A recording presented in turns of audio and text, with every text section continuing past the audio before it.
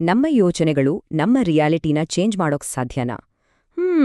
ಇದು ಬಹಳ ಇಂಟ್ರೆಸ್ಟಿಂಗ್ ಪ್ರಶ್ನೆ ಅಲ್ವಾ? ಇವತ್ತು ನಾವು ನೋಡೋಕ್ ಹೊರಟಿರೋ ಕಥೆ ಇದೇ ಪ್ರಶ್ನೆಗೆ ಉತ್ತರ ಹುಡುಕೋಗೆ ಪ್ರಯತ್ನಿಸುತ್ತೆ.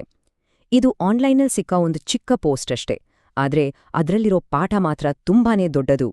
ದಿನ ಆಫೀಸ್ಗೆ ಹೋಗೋದು, ವಾಪಸ್ ಬರೋದು, ಅಬ್ಬಾ ಎಷ್ಟೊಂದು ಟೆನ್ಷನ್ ಅಲ್ವಾ? ಟ್ರಾಫಿಕ್, ಜನಜಂಗುಳಿ.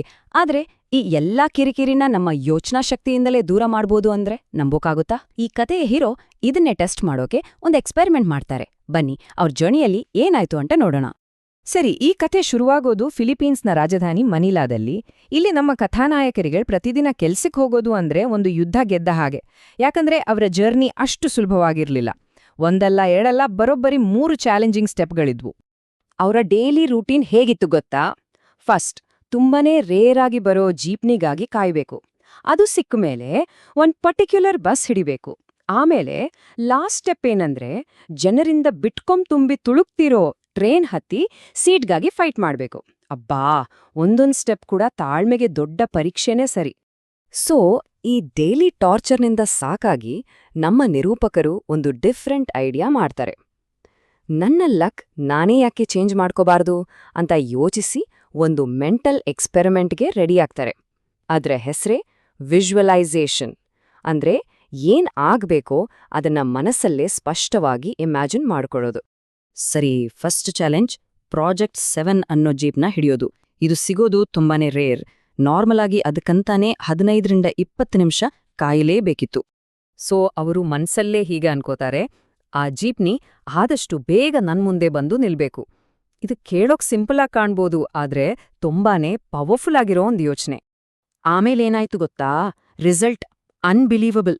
ಅವರು ಮೇನ್ ರೋಡ್ ತಲುಪಿದ್ದೇ ತಡ, ಅವ್ರು ಅನ್ಕೊಂಡಿದ್ದ ಅದೇ ಜೀಪ್ನಿ ಅವರಿಗಾಗೆ ಕಾಯ್ತಾ ಇತ್ತೇನೋ ಅನ್ನೋ ಹಾಗೆ ಅಲ್ಲೇ ನಿಂತಿತ್ತು. ವಾಹ್! ಫಸ್ಟ್ ಅಟೆಂಪ್ಟ್ನಲ್ಲೇ ಸಕ್ಸಸ್. ಈ ಫಸ್ಟ್ ಸಕ್ಸಸ್ನಿಂದ ಅವರಿಗೆ ಸಿಕ್ಕಾಪಟ್ಟೆ ಖುಷಿಯಾಗಿ ಧೈರ್ಯ ಬಂತು.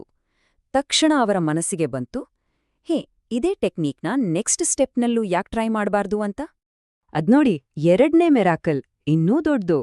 ಅವರು ಅನ್ಕೊಂಡಿದ್ದ ಬಸ್ ಬಂತು, ಸರಿ, ಆದ್ರೆ ಅದು ಬಸ್ ಸ್ಟಾಪ್ ಅಲ್ಲದ ಜಾಗದಲ್ಲಿ ಅವರಿಗೋಸ್ಕರನೇ ನಿಲ್ತು. ಇದನ್ನ ಕೇವಲ ಕೋಇನ್ಸಿಡೆನ್ಸ್ ಅಂತ ಹೇಳೋಕ್ಕಾಗತ್ತಾ? ಓಕೆ, ಈಗ ಬಂತು ನೋಡಿ ಅಸಲಿ ಪರೀಕ್ಷೆ, ಅವರ ಜರ್ನಿಯ ಫೈನಲ್ ಮತ್ತು ಎಲ್ಲಕ್ಕಿಂತ ಟಫ್ ಆಗಿರೋ ಪಾರ್ಟ್. ಮನಿಲಾದ ತುಂಬಾನೇ ಫೇಮಸ್, ಅಂದ್ರೆ ಕುಖ್ಯಾತ ಅಂತಾನೆ ಹೇಳ್ಬಹುದು, ಅಷ್ಟು ರಶ್ ಇರೋ ಟ್ರೈನ್ ಹತ್ತೋದು. ಸಾಮಾನ್ಯವಾಗಿ ಏನಾಗ್ತಿತ್ತು ಅಂದ್ರೆ, ಟ್ರೈನ್ಗಾಗಿ ಗಂಟೆಗಟ್ಲೆ ಕಾಯ್ಬೇಕು, ಆಮೇಲೆ ಜನಗಳ ಮಧ್ಯೆ ನುಗ್ಗಿ ಒಂದು ಸೀಟ್ಗಾಗಿ ಯುದ್ಧನೇ ಮಾಡ್ಬೇಕು. ಆದ್ರೆ ಆ ದಿನ ಅವರು ಸ್ಟೇಷನ್ ತಲುಪಿದ್ದಾಗ ಟ್ರೈನ್ ಅವ್ರಿಗಾಗಿ ಕಾಯ್ತಿತ್ತು. ಅಷ್ಟೇ ಅಲ್ಲ, ಒಳಗೋಗಿ ಕುತ್ಕೊಳಕ್ಕೆ ಆರಾಮಾಗಿ ಸೀಟ್ ಕೂಡ ಸಿಕ್ತು. ಅವ್ರು ಕುಳಿತಿದ್ದೇ ತಡ ಡೋರ್ ಕ್ಲೋಸ್ ಆಯ್ತು, ಟ್ರೈನ್ ಹೊರಟೇ ಬಿಡ್ತು. 3 ಸ್ಟೆಪ್ಸ್, 3ರಲ್ಲೂ ಬ್ಯಾಕ್ ಟು ಬ್ಯಾಕ್ ಸಕ್ಸಸ್. ನಿರೂಪಕರಿಗೆ ಇದನ್ನ ನಂಬೋಕೆ ಆಗ್ಲಿಲ್ಲ. ಅವರ ಬಾಯಿಂದ ಬಂದಿದ್ದು ಒಂದೇ ಮಾತು, ಇದು ನಿಜಕ್ಕೂ ನಂಬೋಕೆ ಆಗ್ತಿಲ್ಲ. ಆಗ ಅವರಿಗೆ ಒಂದು ಐಡಿಯಾ ಬಂತು. ಒಂದು ಕಷ್ಟದ ಜರ್ನಿನೇ ಇಷ್ಟು ಸುಲಭ ಮಾಡ್ಕೊಳ್ಳಕ್ ಸಾಧ್ಯ ಆಗೋದಾದ್ರೆ ಲೈಫ್ನ ಇನ್ನೂ ದೊಡ್ಡ ಗೋಲ್ಸ್ಗಳನ್ನ ಯಾಕೆ ಅಚೀವ್ ಮಾಡಬಾರ್ದು? ಇದೇ ಯೋಚನೆ ಅವರನ್ನ ಅವರ ಮುಂದಿನ ಇನ್ನೂ ದೊಡ್ಡ ಚಾಲೆಂಜ್ಗೆ ರೆಡಿ ಮಾಡ್ತು. ಅವರ ಹೊಸ ಗೋಲ್ ಏನಾಗಿತ್ತು ಗೊತ್ತಾ? ಈ ಸಲ ಜರ್ನಿ ಅಲ್ಲ, ಬದಲಿಗೆ ಹಣ. ಎಷ್ಟು? ಬರೋಬ್ಬರಿ 1,00,000 ಫಿಲಿಪೈನ್ ಪೆಸೋ. ಅಂದ್ರೆ ತಮ್ಮ ಪ್ರಯಾಣವನ್ನ ಕಂಟ್ರೋಲ್ ಮಾಡಿದಾಯ್ತು. ಈಗ ತಮ್ಮ ಫೈನಾನ್ಷಿಯಲ್ ಫ್ಯೂಚರ್ನ ಕಂಟ್ರೋಲ್ ತಗೊಳ್ಳೋ ಸಮಯ ಅಂತ ಡಿಸೈಡ್ ಮಾಡಿದ್ರು. ಅವರ ಪ್ಲಾನ್ ತುಂಬಾನೇ ಕ್ಲಿಯರ್ ಆಗಿತ್ತು.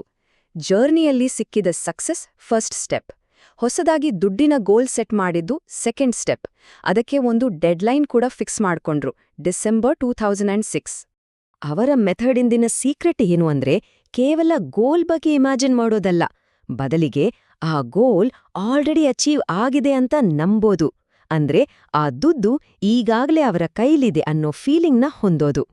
ಸರಿ, ನಿರೂಪಕರ ಈ ಇನ್ಕ್ರೆಡಿಬಲ್ ಎಕ್ಸ್ಪೀರಿಯನ್ಸ್ನಿಂದ ನಾವು ಏನ್ ಕಲ್ತ್ವಿ? ಇದು ಯಾವ ಪ್ರಶ್ನೆಗಳನ್ನ ನಮ್ಮ ಮುಂದಿಡತ್ತೆ? ಬನ್ನಿ ಅದ್ರ ಬಗ್ಗೆ ಯೋಚಿಸೋಣ. ಹಾಗಾದ್ರೆ ಕೊನೆಗೆ ಉಳಿಯೋ ಪ್ರಶ್ನೆ ಒಂದೇ, ನಿರೂಪಕರಿಗೆ ಆಗಿದ್ದೆಲ್ಲ ಸುಮ್ನೆ ಒಂದಾದ ಮೇಲೊಂದು ನಡೆದ ಕಾಕತಾಳೀಯ ಘಟನೆಗಳ, ಅಥವಾ ನಮ್ಮ ಯೋಚನೆಗಳಿಗೆ ನಿಜವಾಗ್ಲೂ ನಮ್ಮ ರಿಯಾಲಿಟಿನ ಬದಲಿಸೋ ಶಕ್ತಿ ಇದೆಯಾ? ಈ ಕಥೆ ನಮ್ಗೆ ಪಕ್ಕಾ ಉತ್ತರ ಕೊಡಲ್ಲ, ನಿಜ. ಆದ್ರೆ ನಮ್ಮ ಮನಸ್ಸಿನ ಶಕ್ತಿಯ ಬಗ್ಗೆ ಯೋಚನೆ ಮಾಡೋಕೆ ಒಂದು ಕಿಟಕಿಯನ್ನಂತೂ ತೆರೆಯುತ್ತೆ.